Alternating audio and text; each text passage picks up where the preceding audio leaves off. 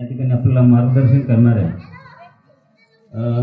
प्रमुख वक्त्या या ठिकाणी इशिका कांबळे यांना मी विनंती करून त्यांनी आपलं मनोगत या ठिकाणी व्यक्त करायचं आहे.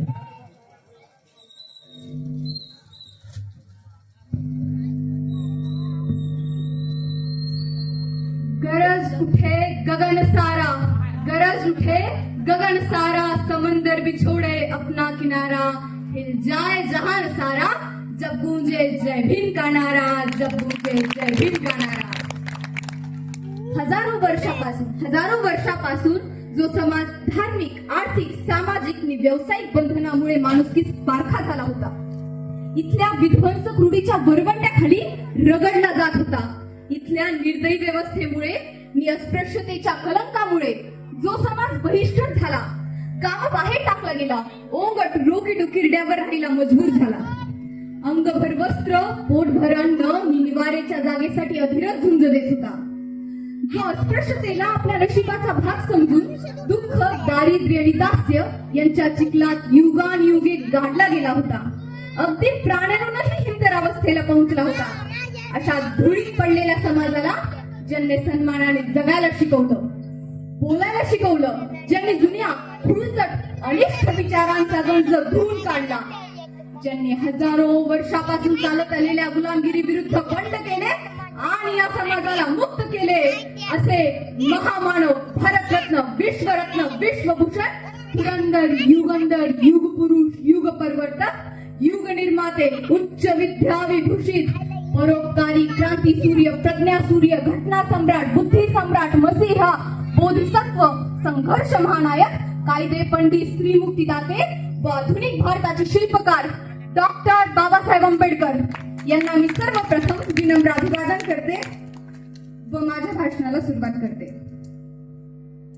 लहरें तो उठी बहुत, लहरें तो उठी बहुत, कोई समंदर नहीं हुआ, चली हवा भी बहुत, कोई भवंडर नहीं हुआ, की कोशिश कितनों ने बहुत, की कोशिश कितनों ने बहुत, कोई कलंदर नहीं हुआ, इतिहास गवाह है हो जा बहुत, फिर से कोई अंबेडकर नहीं हुआ, फिर से कोई अंबेडकर नहीं हुआ. कारण डॉक्टर बाबासाहेब आंबेडकर हे एक अष्टपैलू व्यक्तिमत्व होते. त्यांना प्रत्येक क्षेत्रातले परिपूर्ण ज्ञान होते.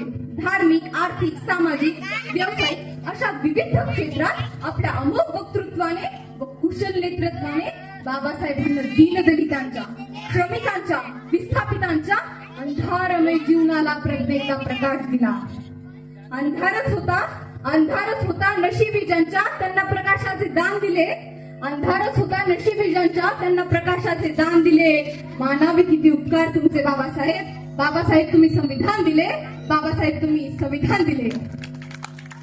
बाबासाहेबांना मनुष्य मात्राच्या जीवनातील दुःख, दारिद्र्य व द्वेष दूर करण्यासाठी अत्यंत प्रतिकूल परिस्थितीतही आपले पूर्ण बळ व ज्ञान लावले.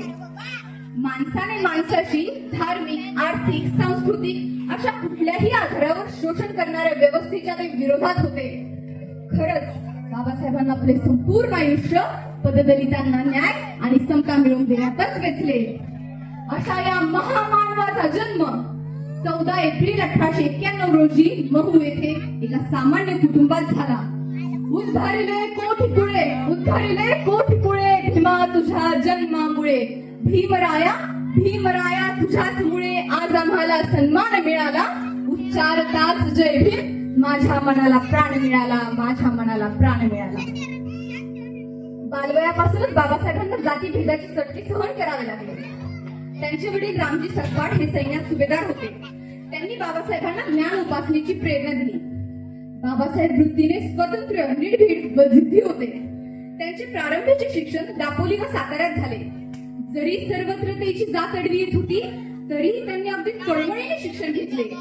अनेक संकटांना तोंड देऊन 1912 मध्ये बाबासाहेब एल्फिस्टन कॉलेज मधून पदवी परीक्षा उत्तीर्ण झाले. बडोद्याचे महाराज सयाजीराव गायकवाड यांच्या शिष्यवृत्तीने 1913 जुलैला बाबासाहेब न्यूयॉर्कच्या विद्यापीठात पोहोचले.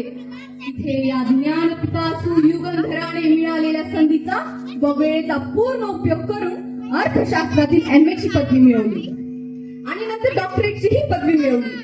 भारतात परतल्यानंतर बाबासाहेबांनी सेडनहॅम कॉलेजवर प्राध्यापक म्हणून नोकरी केली. याच नोकरीतील पैशामुळे पुढे बाबासाहेब इंग्लंडला जाऊन अर्थशास्त्राचा व कायद्याचा अभ्यास करू शकले. अनेक संकटांना तोंड देऊन बाबासाहेब बॅरिस्टर झाले. 1926 मध्ये बाबासाहेबांनी बॉम्बेच्या हायकोर्टमध्ये वकिलीचा प्रारंभ केला. याच काळातील अस्पृश्य वर्गाच्या अडचणी सरकारपुढे मांडण्यासाठी बाबासाहेबांना वरिष्ठ हितकारी सभेची स्थापना केली. शिका, संघटित व्हा आणि संघर्ष करा. शिका, संघटित व्हा आणि संघर्ष करा हे या संस्थेचे ब्रीद वाक्यच होते. खरंच शिका, संघटित व्हा आणि संघर्ष करा हा मूल मंत्र परिवर्तनाचा मार्ग आहे. म्हणूनच मी म्हणते शिकून सारे एक वारे एकीचे हे बळच न्यारे. भीमरायाचा संदेश हारे संघर्षानेच मिळेल सारे. बाबासाहेबांचे संपूर्ण आयुष्य संघर्षमय होते. त्यांचा जीवन प्रवास धगधगत्या अग्नीसारखा होता. फक्त दलितांच्या हितासाठी नाही, संपूर्ण मानवाच्या कल्याणासाठी दैवत होता. म्हणूनच राज्यघटनेच्या माध्यमातून व्यक्तीची प्रतिष्ठा वाढवली, प्रत्येकाला मताचा अधिकार दिला, स्वातंत्र्य, समता आणि बंधुत्वाची शिकवण दिली. ताजमहल अगर प्रेम की निशानी है तो 14 अप्रैल भी एक शेर की कहानी है. आजही आपल्या संकुचित वृत्तीमुळे अनेक लोकांना बाबासाहेब फक्त दलितांचे पुढारी व उद्धारकर्ते वाटतात. होय, बाबासाहेब उच्च कोटीचे निर्विवाद दलितांचे उद्धारकर्ते तर होतेच, परंतु त्यांचे कार्य इथपर्यंतच मर्यादित नाही, तर या आभाळा एवढ्या महामानवाचे कार्य ही आभाळा एवढेच आहे. ते आधुनिक भारताचे निर्माते आहेत. ते स्त्री मुक्तीदाते आहेत. आज स्त्रिया विविध क्षेत्रात उंच भरारी घेत आहेत. पुरुषांच्या बरोबरीने प्रगती करताना दिसतात.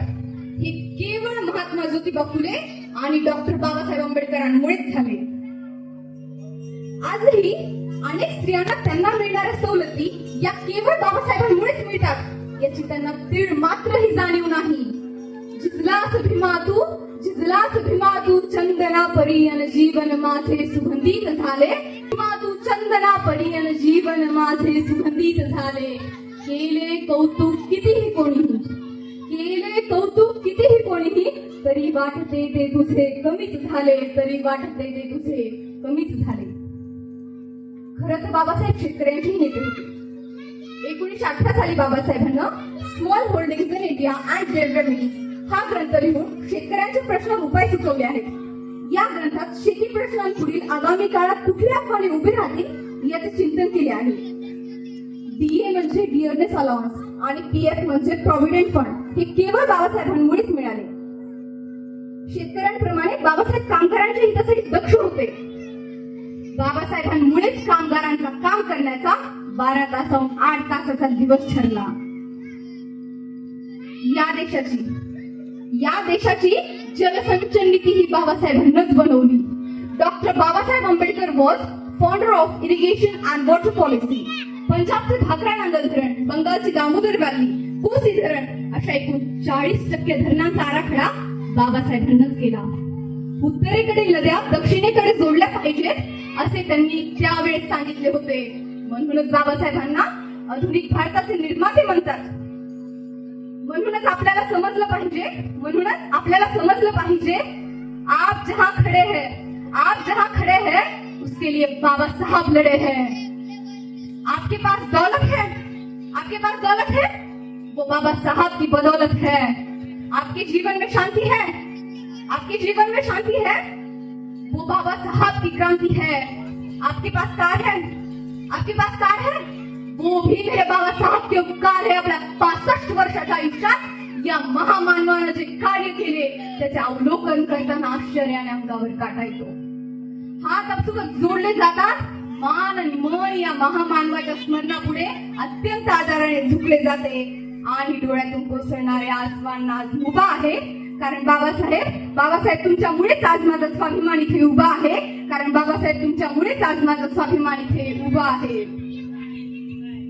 फूलों की कहानी बहारों ने लिखी, रातों की कहानी सितारों ने लिखी. फूलों बहारों ने लिखी, रातों की कहानी सितारों ने लिखी। हम नहीं है किसी के गुलाम, हम नहीं है किसी के गुलाम, क्योंकि हमारी जिंदगी बाबा साहब जी ने लिखी, क्योंकि हमारी जिंदगी बाबा साहब जी ने लिखी। निळ्या रक्ताची धमक बघ, निळ्या रक्ताची धमक बघ, स्वाभिमानाची आग आहे। निळ्या रक्ताची धमक बघ, स्वाभिमानाची आग आहे। घाबरू नकोस कोणाच्या बापाला, घाबरू नकोस कोणाच्या बापाला, कारण तू भीमाचा वाघ आहेस, कारण तू भीमाचा वाघ आहेस। सागराचे पाणी कधी अटणार नाही, सागराचे पाणी कधी अटणार नाही, भीमाची आठवण कधी मिटणार नाही।